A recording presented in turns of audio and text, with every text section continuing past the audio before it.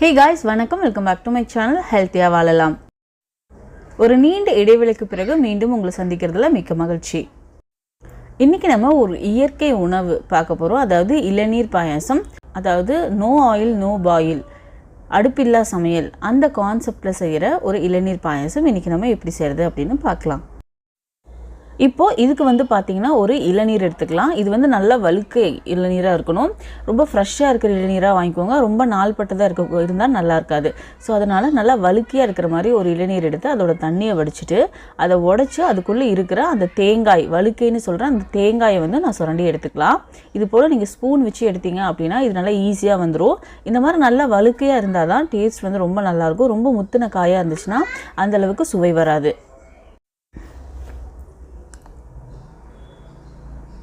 இப்போ பாத்தீங்கன்னா ஒரு மிக்ஸி ஜார் எடுத்துக்கலாம். அந்த மிக்ஸி ஜார்ல நம்ம தண்ணி வடிச்சு வச்சிருக்கோம் இல்லையா, தேங்காய் தண்ணி, அந்த தண்ணியை நம்ம சேர்த்துக்கலாம்.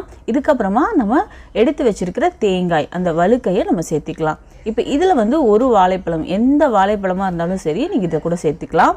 நான் ஒரு ஆளுக்கு செய்யறதால ஒரு வாழைப்பழம் நான் இது கூட கட் பண்ணி ஆட் பண்ணிருக்கேன். இப்போ இதுல ஒரே ஒரு வெற்றிலை நம்ம சேர்க்க போறோம். அந்த வெற்றிலையை சுத்தமா கழுவிட்டு காம்பு எடுத்துட்டு வெற்றிலையோட பின்பக்கம் சின்ன சின்ன பூச்சிகள் எல்லாம் இருக்கும், அதையும் நல்லா கழுவிட்டு இந்த வெற்றிலையை நம்ம 4-3 பிச்சு இது கூட நம்ம ஆட் பண்ணிக்கலாம். இப்போ இதுல இனிப்பு சுவைக்கு பாத்தீங்கன்னா நான் ஒரு 10 பேரிச்சம்பழம், கொட்டைகள் எல்லாம் நீக்கப்பட்ட பேரிச்சம்பழத்தை இது கூட நான் சேர்த்துக்க போறேன். உங்களுக்கு நாட்டு சர்க்கரை பிடிக்கும்னா நாட்டு சர்க்கரை சேர்த்துக்கலாம். இல்ல கடைசியா பாத்தீங்கன்னா தேன் சேர்க்கிறதுனா நீங்க தேன் சேர்த்துக்கலாம். இதுல டேஸ்ட்டுக்கு பாத்தீங்கன்னா கொஞ்சமா ஏலக்காய் தூள் சேர்த்துக்கிறேன். ஏலக்காய் தூள் சுவை மட்டும் கொடுக்கறதும் இல்லாம இந்த மாதிரி இயற்கையான உணவை நம்ம எடுக்கும்போது நமக்கு ஜீரணமாகிறதுக்கு ரொம்ப உதவியா இருக்கும். இப்போ இது மிக்ஸி ஜார்ல போட்டு இதை நம்ம நல்லா அரைச்சிக்கலாம். இது ரொம்ப ஹீட் ஆகிற மாதிரி அரைக்கக்கூடாது, ரொம்ப ஸ்லோவா அரைக்கணும். அப்படி அரைக்கும் போது பாத்தீங்கன்னா ஹீட் ஆகாம இருக்கும். இவ்வளவுதான் நம்மளோட இயற்கையான இளநீர் பாயாசம் ரெடி ஆயிடுச்சு. யூசுவலா நம்ம பால் எல்லாம் சுண்ட காய்ச்சி அதுல பாயாசம் பண்ணி பார்த்துருப்போம்.